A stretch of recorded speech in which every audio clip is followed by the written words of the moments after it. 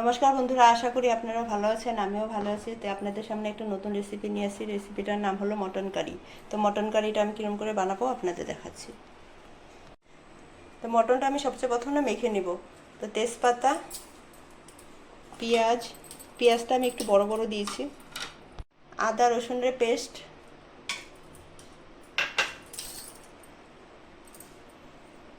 স্বাদ মতন লবণ, পরিমাণ মতন হলুদ,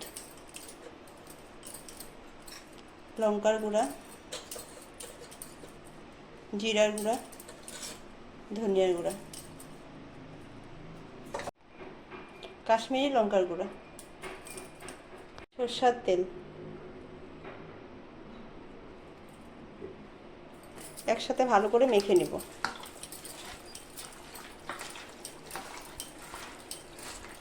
মাংসটা আমার ভালো করে মাখা হয়ে গেছে, আমি 5 মিনিট ঢেকে রাখবো। তো মাংসটা বানানোর জন্য আমি প্রেসার কুকার বসিয়ে দিয়েছি। তো প্রেসার কুকার গরম হয়ে গেছে, আমি এখানে সরষের তেল দিয়ে দিব। তো 5 মিনিট হয়ে গেছে, আমি ঢাকনাটা উঠিয়ে দিব। তেলটা গরম হয়ে গেছে, আমি এখন মাংসটা দিয়ে দিব।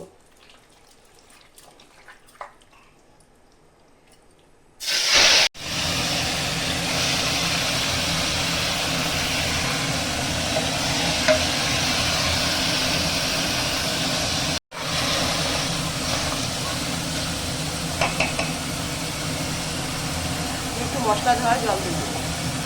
প্রেসার কুকারটা আমি এখন ঢেকে দিব।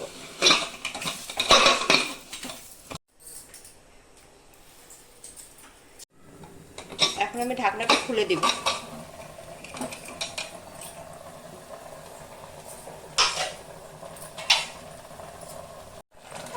এখন আমি মটনটা ভালো করে ফ্রাই করে নেব। তো মটন কারিটার জন্য আমি একটা ভাজা মশলা বানিয়ে নেব। গরম মশলা, গোলমরিচ, ধনিয়া, জিরা, মৌরি, তেজপাতা, একটা শুকনো লঙ্কা আমি ভালো করে ভেজে নেব। একটু ভালো করে ভেজে নেব এটা। তো মশলাটা আমার ভাজা হয়ে গেছে, এখন আমি নামিয়ে দেব।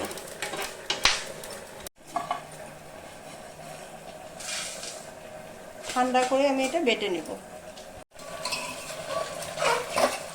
তো আমি প্রেসার কুকারটা কেন ঢেকে দিয়েছিলাম জানেন? মাংসের থেকে পুরো জলটা ভালো করে উঠে গেলে তো ভাজাটা খুব সুন্দর হয়। সেজন্য প্রেসার কুকার দিয়ে সবসময় বানালে আগে একটু ঢেকে দিতে লাগে, তো জলটা খুব সুন্দর করে বেরিয়ে আসে, তারপরে ভাজতে খুব সুবিধা হয়। মশলাটা ঠান্ডা হয়ে গেছে, আমি এখন বেটে নেব।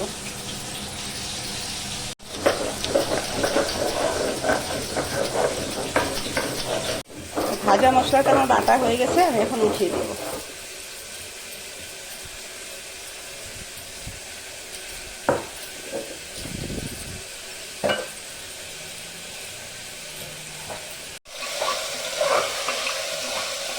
তো বন্ধুরা, মটনটা আমার খুব সুন্দর ভাজা হয়ে গেছে। আমি এখন এখানে ভাজা মশলাটা দিয়ে দিব। আর মটন কারিতে ভাজা মশলাটা দিলে খুব সুন্দর সেট হয়, এর জন্য ভাজা মশলাটা করে দিয়েছি। খেতে খুব স্বাদ হয়, ভাজা মশলা এরকম করে দিলে খুব স্বাদ হয় খেতে। তো বন্ধুরা, আমি ভাজা মশলাটা দিয়ে দিচ্ছি, তো আমি আর ভাজবো না, এখন আমি জল দিয়ে দিব। তো মশলা ধোয়ার জল আছে, এই জলটাই আমি দিয়ে দিব।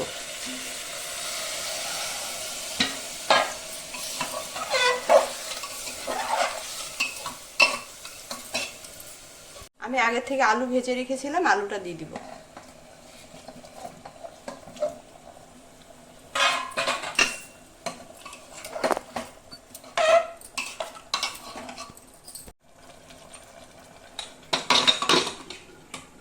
আমি এখন প্রেসার কুকারে 3টা সিটি মেরে নেব।